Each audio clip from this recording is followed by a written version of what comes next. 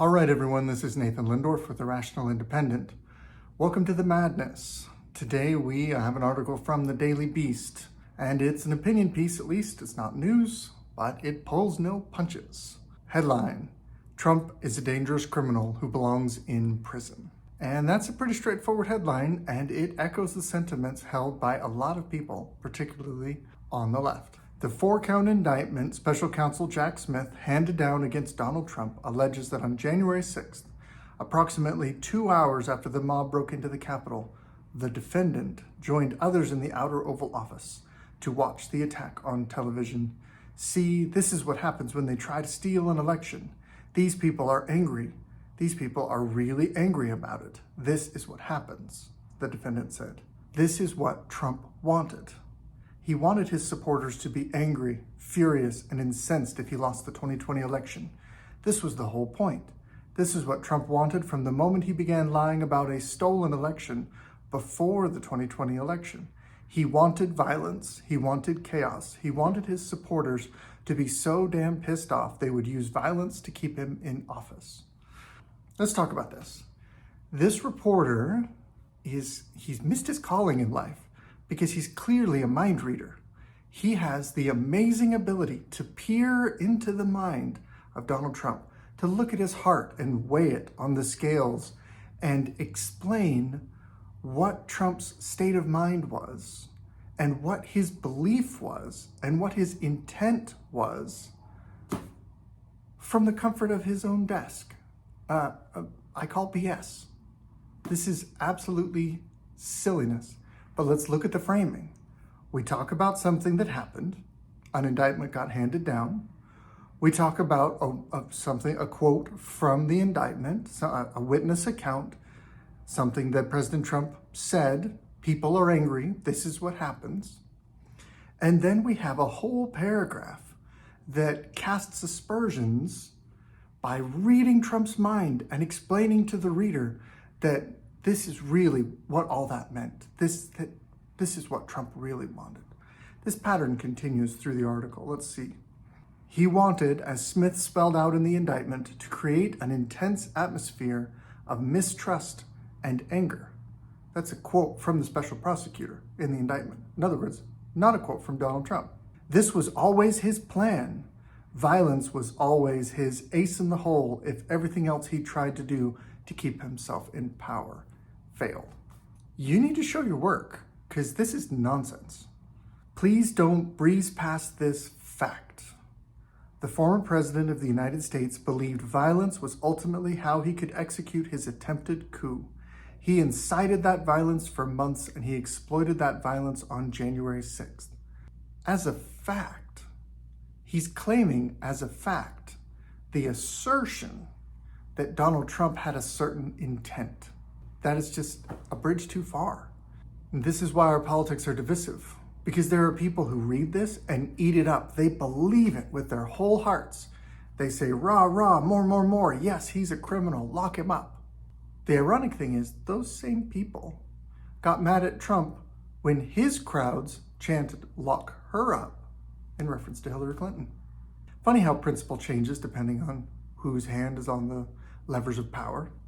You can't read this 45-page indictment, what does it matter how long it is, and not understand that Donald Trump tried everything he could do to overturn the election results, knowing his argument was based on nothing. Interesting that the reporter knows what Trump knew. Only a mind reader can answer that question. And that he'd use his power as commander-in-chief of the armed forces to remain in office. I repeat, Trump wanted to use the military. I'm going to pause right here because they've used violence in this rhetoric repeatedly. And now they're bringing up the use of the military to do an actual coup.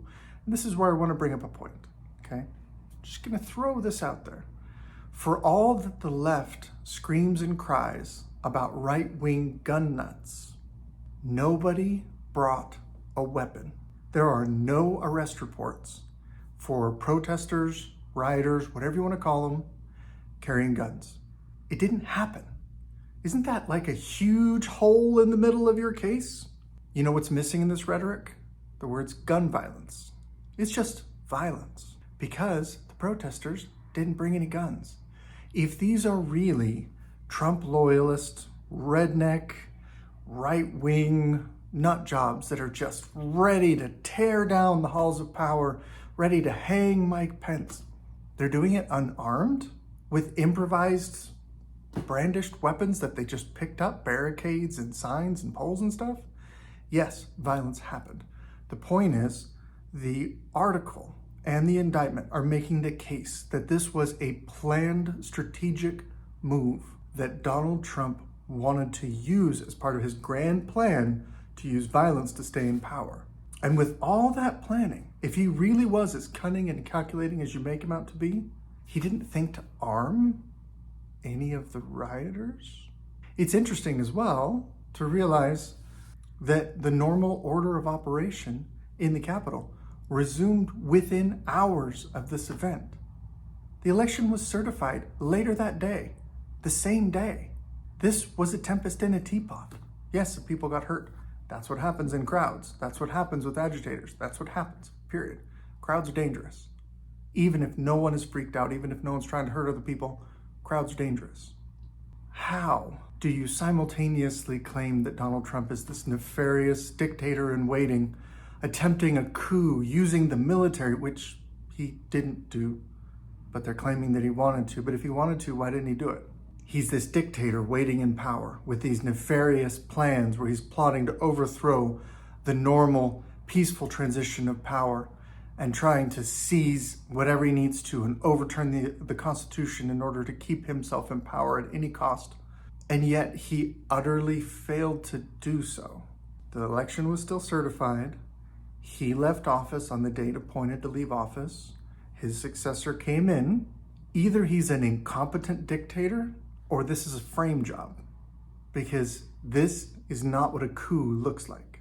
The indictment paints a picture of Trump and his co-conspirators systematically trying everything possible to overturn the election results, making false claims, speech, pushing election officials in various states to ignore the vote counts, speech, creating slates of fraudulent electors. I'm going to go with speech there because I think they advocated for that. I don't think they were running around state to state trying to actually organize slates of electors. And then pressuring top officials in the Justice Department to lie and conduct sham investigations. More speech. So how is any of that a crime? How is any of that a conspiracy? People are allowed to talk. People are allowed to express political thoughts. Here's an idea, those on the left. People are allowed to disagree with you. People are allowed to look at the same set of facts and come up with a different conclusion and then argue vociferously in support of the conclusion they drew, even if it's different than the one you drew. That's called political speech. That's allowed. What you can't do is call for violence. That's a problem. If we're calling for violence, let's look at that language and call that out. That's something that needs to be dealt with.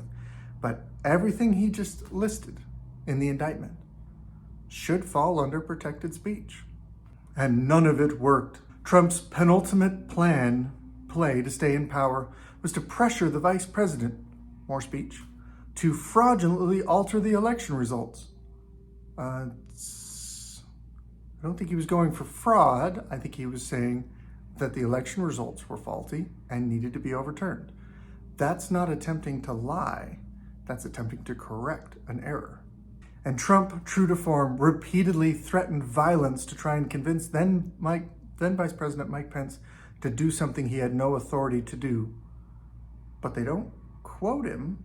They make the allegation that he called for violence, threatened violence, but they don't quote him. I want to go ahead and say, the reason why I call that out is because in the very next paragraph, let's look at what we're doing here. On January 5th, in one of the last of his many attempts to pressure the VP, Trump, quote, grew frustrated, unquote, and told the VP that if he didn't do what Trump wanted, he'd have to, quote, publicly criticize the vice president, unquote. Upon hearing this, the VP's chief of staff was concerned for the vice president's safety and alerted the head of the Secret Service detail. Oh no! Donald Trump is going to criticize me in public. I feel afraid. What? You're saying that's a call for violence? That's your best evidence. That's the only quote I can see here of him allegedly calling for violence. That's their strongest evidence that he's calling for violence against the VP, is that he's saying, I will publicly criticize you? Come on. You really take this seriously? If so, you drank the Kool-Aid. You are deep. I do love when opinion writers get a turn of poetic phrase and they feel like they've really landed on something. With none of his overtures to the VP working, Trump and his co-conspirators employed their final play to keep Trump in power. They unleashed the dogs of violence. Not gun violence, not something you might expect in an organized, planned coup to keep the current president in power. No. Just generalized violence as a concept. After all, words can hurt, you know. On the morning of January 6th, he directly incited his supporters to engage in violence to stop the proceedings at the Capitol. No quote, just saying he called them to violence. In his speech that morning, he lied to his supporters. Lie requires intent, but you seem to be able to magically read his mind, so maybe you're right. He falsely told them the vice president had the authority to stop the proceedings and that the VP might in fact alter the election results. He can be wrong. That's acceptable speech. He could have arrived at the wrong conclusion and genuinely thought that Mike Pence could do these things. And he could have told his reporters that mistaken conclusion. That is acceptable political speech. That cannot be a crime. If that's a crime, we are done. Co-conspirators 1 and 2 also lied about the VP in their speeches that morning to the same crowd. Again, speech. Trump then directed his supporters to go to the Capitol to obstruct the certification proceeding and exert pressure on the VP to take the fraudulent actions Trump already knew the VP had previously refused to do. I will do you the favor of actually quoting what Trump said that I believe is what they're alluding to. I want you to march to the Capitol and peacefully and patriotically make your voices heard. See how that leads to the conclusion they drew. But here's the conclusion they drew. Continuing. Violence. This was the traitor's final play. It's really what underlined everything Trump had done and said from that moment in July 2020, when he said the only way he could lose the election was if it were stolen. He planted the seeds of violence before a vote had even been cast. In the indictment, Jack Smith said the whole point of the defendant's lies was to be destabilizing, to cause violence. That's the reporter's conclusion. This is like the worst game of telephone ever.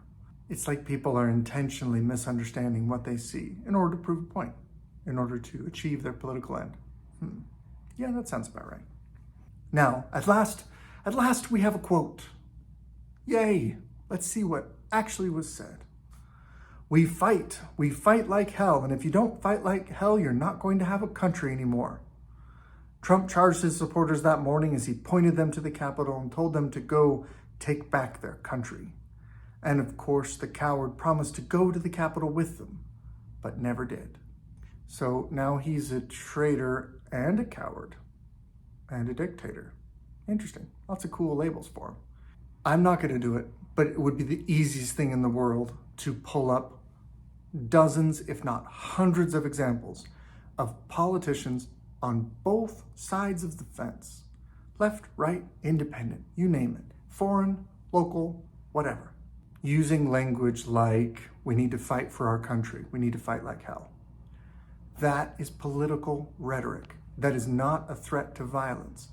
If you honestly believe that's a call to violence, then you've got to add on a whole list of other politicians that are equally in trouble. Guess what? That's kind of what they're trying to do. Because if they set this precedent, then they can go after other politicians they don't like with the weaponized Department of Justice in order to suppress the speech and electioneering efforts of opposing politicians so that their side gets to stay in power. Because when you have selective prosecutions, then you get to use the criminal justice system to your own political benefit. And if you don't think that's what's happening, you're not paying attention. When the violence unfolded at the Capitol, Trump refused to stop it. He smiled and watched it. That's 3 factual claims that they made. He smiled during the events of that afternoon. Yeah, he probably did. Probably we all did at one point or another. He watched it. Yeah, it was the news of the day. It's the most interesting thing going on. He's going to watch it. Neither of those things are evidence of anything. And Trump refused to stop it. Well, 2 things. 1, Trump did use his rhetoric on Twitter to reach out to people, to broadcast a message saying, stop the violence, go home. Whether or not it was as punctual as you might have wanted is another thing. But here's a dog that didn't bark in this whole matter. Let me ask you a question when it comes to this whole conversation about why Trump didn't stop the violence. You know how you stop violence, rioting mobs and other issues? The police. What police force is in charge of protecting the U.S. Capitol? I'll give you a hint. It's in the name. The Capitol Police.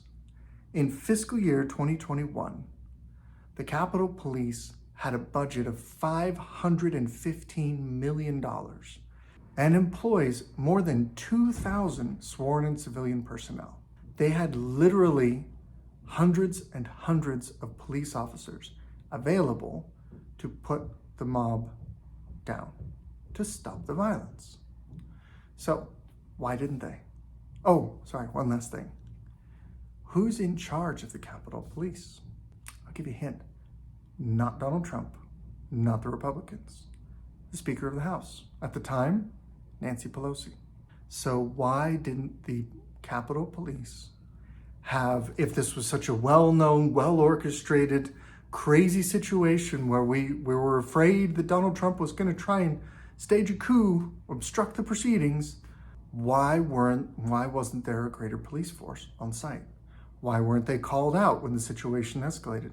Why didn't they reach out to the National Guard, to the to the DC police force, to surrounding state troopers? I mean, if the forces of law and order need it, you can bring a lot of bodies to the Capitol to bring order.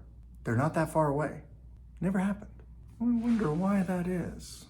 Could it possibly, just maybe, be because this is some of the most useful political violence that's occurred in the last couple of decades, probably since 9/11. Certain types of violence are incredibly useful politically. I wonder if that's a new thought or if we already knew that. During the violence, he continued to spur it on, attacking the VP. Wait, he attacked the VP by tweet. Oh, right, more speech. Accusing him of not having the courage to act. See, this is what happens when you steal an election. These people are angry, said the President of the United States, knowing it was all a lie. The reporters claiming to know Trump's state of mind, we've covered that. Claiming that a statement made by Donald Trump was a lie. The statement is, this is what happens when you steal an election. These people are angry. Yeah, these people are angry. And angry people who feel like an election has got stolen, crazy stuff happens. Yeah, that's not a lie. You can disagree with it if you want to, but it's not a lie. This is what Donald Trump did. This was his plan all along. He wanted, he needed, depended on, encouraged, and incited violence. And he was prepared to order the military to act violently on his behalf. But he didn't. It's bad enough that Trump refused to concede and accept his election loss. But he did. It's bad enough he refused to participate in the peaceful transfer of power. But he left. It's bad enough he lied about the election and tried to pressure others to engage in fraudulent activities to overturn the election. Protected political speech. But it's traitorous that he relied on the threat of violence rather than concede he lost a free and fair election in the United States of America. We must not become so inured to Trump's madness that we normalize what he's done. He tried to violently overthrow our government, and as Judge Chutkan said, he must be met with absolutely certain punishment. Trump's ass belongs in jail. There's a concept in politics called brinkmanship. It's a little bit like playing a game of chicken. And the idea is You and your opponent both aim for destruction, and you both escalate things, making them more and more dangerous, pushing things to the brink, to the edge of the cliff. And you hope that your opponent is more afraid than you are, has less nerve than you are, or is less crazy than you are. And so they'll back off. And when they back off, then you have won your political game. Congratulations. That's successful brinkmanship. Donald Trump did some stuff I agree with. Donald Trump did some stuff and said some stuff I don't agree with. I'm not his biggest fan. But all the crap they're going after him for is just that. It's crap. It's hogwash. It's basically bald-faced lies. But here's the trick. If you escalate, if you push, if the left pushes Donald Trump, they impeached him twice. He's the first former president to ever be indicted. And he's been indicted now 3 times in 1 year. He's going to have a packed court calendar right in the middle of primary season. He's going to have to juggle running for election and defending himself in court. That has never happened before. That's unprecedented. That is an escalation. Now, you might say, good, throw him in jail, blah, blah, blah. Foolish, because when the power is on, when someone else wields the power, they're going to take the precedent that you're laying and they're going to push it for their own political advantage. Do you really think, let's paint a random hypothetical, okay? For those of you who might be watching on the left, I doubt it. Donald Trump wins re-election in a landslide. It could happen. Crazy things do. President Biden, out of office. Donald Trump cleans up the swamp, nukes the DOJ, and replaces it with a bunch of people who are handpicked, very obedient to him, et cetera, et cetera. He very much appreciates loyalty. And so he fills it with people who are loyal to him. Any chance that DOJ might choose to indict Joe Biden? Do you think that far ahead? Do you think that maybe that's a thing that could happen? What do you think that does? What do you think that does to the political process when the resolution for the political process is find a friendly grand jury to indict my political opponent? I kind of get the feeling like that's a precedent that's going to lead us to some awkward places. We're all just caught up in the thick of it, chanting our own modern day version of lock her up. I didn't agree with it when Trump's supporters said that about Hillary Clinton. I didn't think that sort of speech should be encouraged. Guess what? Flip it around on the other side. I still don't like it. I don't care if you're going after Hillary Clinton or whether you're going after Donald Trump. The principle is the same regardless of who is in charge of the machinery of government. This is the principle. Political actors require political resolution. Political acts require political resolution. That's how this works. You cannot use judicial remedies for political actors, or you will descend into Banana Republic status really fast. That's my Reddit rant for today. Good luck out there.